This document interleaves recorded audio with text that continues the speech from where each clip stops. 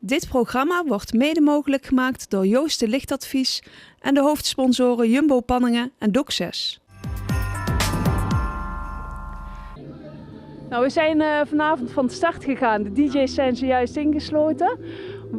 Wat verwacht u ervan, meneer?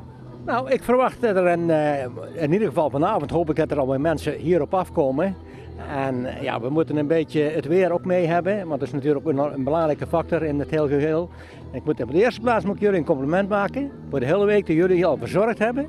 Ik vond het geweldig, goede presentatie, goed gebracht en het is echt goed te volgen. Ik vind het super zoals jullie het gedaan hebben. Dus al die mensen die dat hier toch opgezet hebben. En ja, zo zie je toch wel weer dat de kracht die erin zit als mensen dus ook dat als iets mankeren, dan zoals jullie toch. Je moet het toch doen, je moet het toch verstaan, je moet het toch vergaan.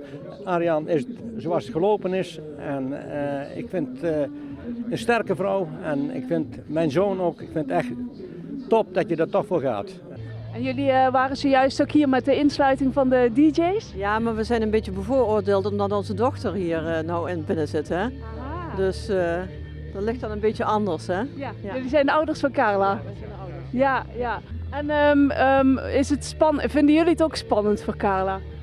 Ja, het is haar eerste keer, dus het is even afwachten hoe ze zich er doorheen slaat. Ja. Dus jullie zullen nog wel vaker hier langskomen van het weekend? Ja, elke dag. Morgen even. En in elk geval zondag ook met de afsluiting komen we ook even kijken. Ja, natuurlijk. Ja.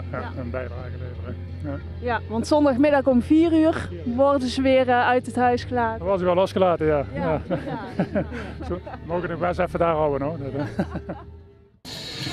Ik ben echt heel benieuwd. We gaan ons slot te verrassen. PNM moest in het 16e weekend gewoon geld inzamelen voor Stichting Arjen en Walk for Brains. 2 goede doelen uit Meijel. En die zamelen geld in voor onderzoek naar hersentumoren.